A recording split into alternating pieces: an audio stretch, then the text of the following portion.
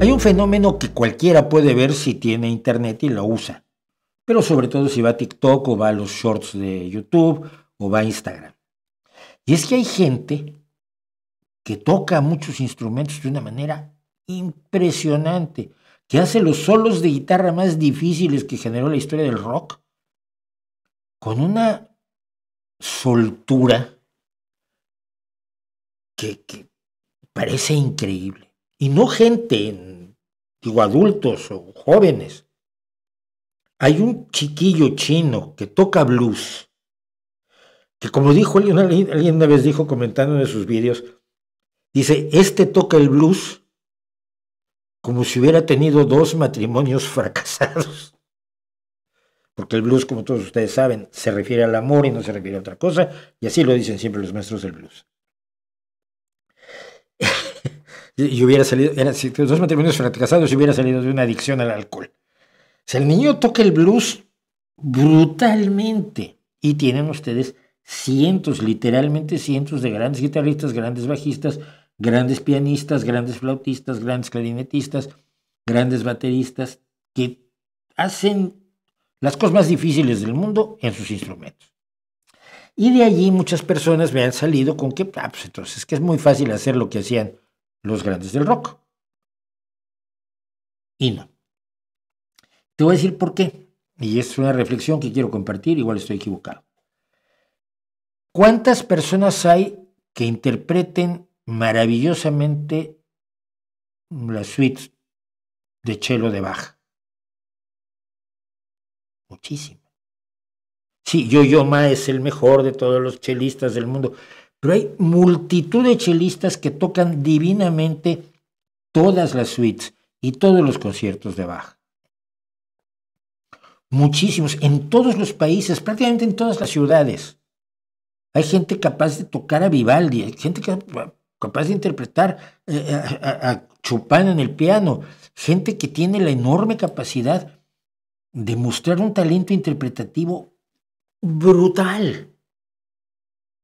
Puede tocar los caprichos de Paganini. Cuando Paganini los inventó, la gente decía que estaba embrujado, que le había vendido su alma al diablo y que el arco que usaba se lo había dado el diablo porque era imposible que tocara cosas tan complicadas. Era el señor Niccolò Paganini, que era una especie de estrella de rock en su momento, Y hoy hay miles, si no es que cientos de miles de personas que pueden interpretar los caprichos de Paganini. Esto nos dice que hay un enorme talento interpretativo, que qué bueno. Pero ¿cuántas de esas personas pueden escribir los caprichos de Paganini, las tocatas de Bach, los conciertos de Beethoven? Muy poquitos. Y esto se combina con otra cosa que yo he oído mucho, personas que ven una banda y dicen, ya, pero el baterista no es tan bueno, hay unos bateristas mucho mejores. Ya, pero es el que escribe las letras de la banda, fíjate. No es el caso de Neil Peart, porque Neil Peart, aparte de escribir las letras, era uno de los 3 mejores bateristas de la historia. Pero estoy hablando de otros, ¿no? Ni es tan bueno, porque fíjate, en internet hay uno que... Sí, pero en internet no está el que inventa la canción, no está el que crea la canción, no está el que escribe la letra, no está el que desarrolla la música, no está el que arma el arreglo en el cual ese relleno de batería entra en ese momento y no entra 2 versos después, porque en ese momento le da una mayor fuerza a lo que se está diciendo en la letra, o a lo que está tocando el bajo, o al riff de guitarra que está sonando detrás, o al acorde disonante que se ha decidido también introducir allí en lugar de un acorde consonante. ¿Por qué? Porque esa es la creatividad. Y esa es un poco más difícil. Y debo decir que también, gracias a Internet, hay muchísima creatividad, muchísimo talento creativo que ha podido surgir y desarrollarse. Pero no confundamos al talento creativo con el talento interpretativo, que creo que es más numeroso y que me fascina y me encanta. Y yo estoy yo gozo de una buena interpretación. Por ejemplo, debo haber oído unas 200 interpretaciones de la tocata y fuga en re menor de Bach, y hay una en concreto en YouTube que a mí me enloquece. Me parece la mejor.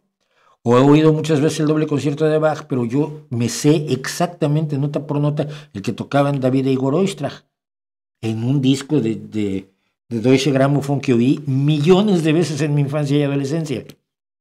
Y entonces cuando oigo en otro contexto el doble concierto de Bach para dos violines y frasean de un modo distinto, mi oído llora, porque quiere que sea igual a aquello. Adoro las grandes interpretaciones.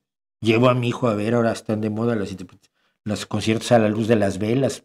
Hay varios grupos que están haciéndolos por toda España y tocan música clásica. Pero no es lo mismo, no confundan. Es capaz de tocar el riff de Richie Blackmore, ya que estábamos hablando de Blackmore Night, el riff de Richie Blackmore de Smoke on the Water, también como Richie Blackmore. Sí, pero lo escribió Richie Blackmore. Acordémonos de eso. Y para terminar con esto, por supuesto, un chiste que me acaban de contar, de cuando murió Mozart, y Mozart va al cielo y le dice: Dios, finalmente has llegado, tú que eres tan maravilloso, ahora tú vas a dirigir la Sinfónica del Paraíso. Y Mozart dice: hombre, qué bien oí, pero... ¿y Bach?